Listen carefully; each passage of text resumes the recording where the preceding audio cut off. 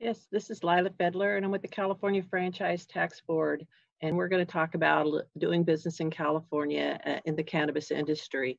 Um, we're here today because we do get a lot of calls with individuals that are wanting to start a business, wanting to know how do you register with the Franchise Tax Board. As you've been hearing from these other agencies, you do have to register with them. But when it comes to the Franchise Tax Board, we get our information directly from the source. So if you've registered or gotten a license with your local city or county, we're going to get that directly from them. If you've created a corporation or a limited liability company, we will get that information directly from the Secretary of State. Next slide, please. So when it comes to taxation in the cannabis industry, it can be a complicated issue. Most importantly is the fact that at the federal level, IRC Code Section 280E is a provision that will highly limit the amount of deductions that a business entity that is conducting business in the cannabis will limit your deductions. Until January 1st, 2020, there was a disparity between California law when it came to corporations and those that were taxed under the personal income tax. As of January 1st, IRC 280E no longer applies for California purposes when you're taxed under the personal income tax provisions. There is a limited range of time in which this law is effective. It does go until January 1st, 2025. That's usually referred to as a sunset. The state legislatures usually, when they make a law change, will do a limited application just to make sure that it's working the way they intended. So 280E no longer applies for individual purposes, but the state legislatures did require the Franchise Tax Board to gather information as to the effects of this law change. So if you are taxed under the personal income tax provisions, or if you receive flow-through deductions as a corporation from an entity that's taxed as under the personal income tax provisions, you will find this next year a new form that you're going to need to fill out to advise as to what you are claiming for the cannabis industry. This will apply to other areas because of a other provision that requires all business new deductions and credits to be accounted for and reported to the legislature. Next slide. So as I was saying, businesses are, the taxation can be very complicated. The first thing you really need to do is decide which way in which you want to conduct business. You can conduct business in the state of California by various business structures. You can be a sole proprietorship, you can be a partnership, you can be a limited partnership, you can be a corporation, you can even be a limited liability company.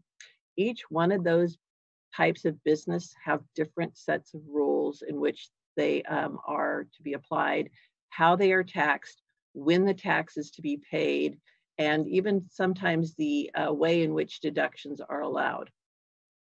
That is the first step that you're going to want to take because it's going to determine who the applicant is. What you've been hearing with these other state agencies is there's an application fee. I like to give the analogy of a legal entity like a corporation or an LLC as giving birth to like an 18-year-old child. Because when you apply, the applicant, when you're a corporation or an LLC, is that 18-year-old child. It's not you. When you're a sole proprietor, you are the business. There is no separation. So you're the applicant when it comes to sole proprietorships and partnerships that that can apply. You can do business on either a for-profit or a not-for-profit basis. It all depends upon how you want to structure the entity at the time if you're forming it with the Secretary of State, for-profit or not-for-profit. Again, there are different rules depending upon how you've structured it. Just so you know, California does not grant tax-exempt status to anybody that is conducting business in the cannabis industry. And that's because of our tie to the federal code sections and the fact that the federal is still considering this to be an illegal activity is subject to great limitations. Next slide, please. We do provide our publication 1123 that kind of gives you a really simple terms explanation as to the different forms in which you can conduct business and the requirements to file and pay taxes. For example, a sole proprietorship, you're an individual, you're just going to report the income on Schedule C if you're a business, on Schedule F if you're a farmer, and you'll just pay the incremental rate of tax for an individual on any profit that you have. If you form a corporation or a limited liability company, again, you've formed a separate legal existence. That legal existence has its own filing requirement. California will always require a corporation to file a tax return. It's going to be a Form 100 or 100S if you've chosen to be taxed under Subchapter S. And an LLC will always have a filing requirement too. At the federal level, a single member LLC may be disregarded, but under California law, a single member LLC still has the requirement to file a tax return. That's the Form 568. It will have an annual tax of $800. And if you have sales of over $250,000, you'll have an LLC fee. That fee is graduated, meaning that between 250 and less than 500,000, the fee is 900. Over 500,000, the fee jumps to 2,500. At $1 million, it's 6,000. At 5 million, it's $11,790. When you file and pay the tax will also depend upon your legal structure. Limited liability companies, often referred to as LLCs, their annual tax, the $800, has to be paid within the 15th day of the 4th month of the beginning of your year. Generally, limited liability companies have to be on a calendar year. So every year other than the first year, that's going to normally be April 15th, because that's the 15th day of the 4th month of your year. When you form an entity, the year of the formation, your year begins upon formation. So here we're sitting in July. If you were to go out and form an entity today, July, August, September, October 15th is when the $800 would be due for an entity formed today as an LLC. Now, LLCs can make an election to be taxed as a corporation. That's a federal election form, or they can elect to be taxed as a Subchapter S. If they make those elections, then they file corporate tax returns with the state of California, the Form 100 or 100S, and they will pay the income tax based upon their income rate for that type of entity. California does waive the minimum tax the first year as a corporation, which means you don't pay a tax the first year unless you actually make a profit. Corporations pay, a C corporation pays an income rate of 8.84%. So don't make a profit the first year, no income tax. Every year after that, if 8.84 of your profit is less than 800, you'll round up to 800, and that's the tax you'll owe. An S corporation pays an income rate of 1.5. Again, just like a C corp, no profit the first year, no tax for an S corporation. Every year after that, you will look at how much net income you have, multiply it times 1.5. If that answer is greater than 800, that's the tax you'll pay. If it's less than 800, you'll round up to 800. If you're thinking about starting in this industry this year, I might tell you that it might be a good time to think about waiting. It was a law that was recently signed by the governor that will exempt limited liability companies from the annual tax the first year, but that law goes into effect in 2021, which means if you form an LLC this year, you will have an $800 annual tax, whether you do business or not, whether you make a profit or not. Wait till next year, January 2021, the first year annual tax will get waived, but not this year. If you did form an entity and it looks like you're not going to be doing business, you can close it down within 12 months of the formation of the entity with the Secretary of State and not owe a tax if you do no business in that first 12 months.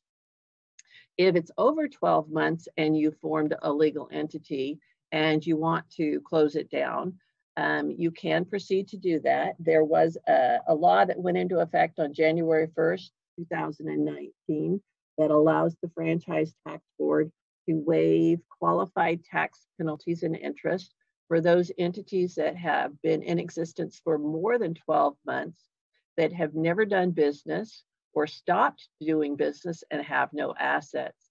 That is what we call an administrative, voluntary administrative dissolution. Not-for-profits can qualify for the voluntary administrative dissolution. And if you're thinking that you might qualify to get qualified tax penalties and interest waived, you would fill out the form 3502. If you're a for-profit corporation, the form you want to consider filing is the 3715.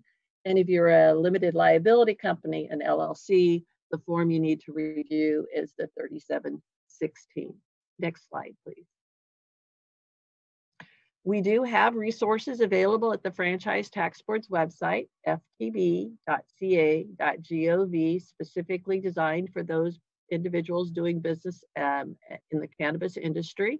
The page does break down the different types of businesses that you can be, the sole proprietor, the partnerships, the corporations, and information there. We have a lot of questions because a lot of individuals that are in business in the cannabis industries are having issues getting bank accounts. And how do I pay my taxes if I can't get a bank account? If you do need to pay by cash, we do have an exemption application that allows you to fill out and apply to pay by cash in one of our district offices. Our district offices are currently closed except by appointment only. You can go to the Franchise Tax Board's website, and on our website, you can Google the information to, excuse me, to apply for an appointment at one of our district offices and make arrangements for paying in cash. The other thing that we get a lot of calls for is the MyFTB, and individuals that have created a legal entity like a corporation or an LLC, they're immediately wanting to create a MyFTB account. The Franchise Tax Board's MyFTB account actually gives you access to the records. And as a business owner, you can apply and get access, but you have to do it after you file your first return. The way we do our validation process is the first one is when you're registering with the MyFTB as a business representative, you'll have to have a previously filed tax return in hand. That's the first way we validate that you are legally entitled to the information we will share with you. We do require a second form of validation, which requires us to send a PIN through the mail. And we will only send that PIN to an address that we already have on record, which will come from that previously filed return, your most recently filed one. So if you're filing your 2019 return, that's the address of record that the Franchise Tax Board will use. If you create a MyFTB account, you do have to wait about 5 months after you file your 2019 return to allow us time to process it so that we can validate against that information. If you've filed previous returns for 18 or 17, you can go ahead and register for the MyFTB. A PIN comes in the mail within 5 to 7 business days is when you should expect to get the PIN. When you get that, it's very important to come to the Franchise Tax Board's website and finish your registration. That PIN is only good for a limited period of time. So when you get it in the mail, come back, finalize your registration, then you will not need that PIN in the future. You'll have your login, you'll have your password, you'll have the questions that we have to to answer, ask for you to answer, and that will give you 24/7 access to your tax records. If you've ever needed to know, did I make that payment? Have I filed that return? Or more importantly, just communicating with the department. Getting through the Franchise Tax Board's phone lines can be a very difficult task to achieve. This is a state of over 40 million individuals and business entities. Unlike the Employment Development Department that deals with businesses that have employees, and unlike the California Department of Tax and Fee that deals with your resale license and your cannabis, other cannabis licensing, all business entities, whether they've got a need to register with CDTFA or the Employment Development Department, do contact the Franchise Tax Board. So getting through to our phone lines can sometimes be very daunting task. When you've created a MyFTB account, one of the things that you can do during our business hours is to log into your account and then open what's called a secure chat. The secure chat's like an instant messaging with one of our staffers. The phones, only one person can speak to, we can only answer one call at a time when it comes to a phone line, but with a secure chat, multiple communications can transpire. So that actually gives you a better process of getting through and communicating with us. Also, we have something called send a message. I refer to it as bypassing the U.S. Postal Service, because if you upload correspondence to the Franchise Tax Board's MyFTB account, it immediately goes onto your account. It expedites the correspondence process, and you have confirmation that the department received your correspondence instantly. You can immediately see the documents that you've submitted to the Franchise Tax Board, plus any communications that we've sent out to you. Next slide. So another resource the Franchise Tax Board does offer is the Small Business Liaison Line. That phone number is 916-845-4669. This is an informational line. If you just have questions, you're not sure how to fill out the forms, do I have to file the form? What's the process? Those are questions that we can answer at the Small Business Liaison Line. This line does not have access to accounts, so we cannot confirm whether or not you've made a payment. Have you filed that return? We can answer the general questions as to when the tax return is due, when would you normally have to file a tax return, but to prevent the people that normally would have to speak to the 800 number, keeping the line clear for those business owners that just have questions. This is just an informational line. With that, I will turn over the presentation to the next presenter.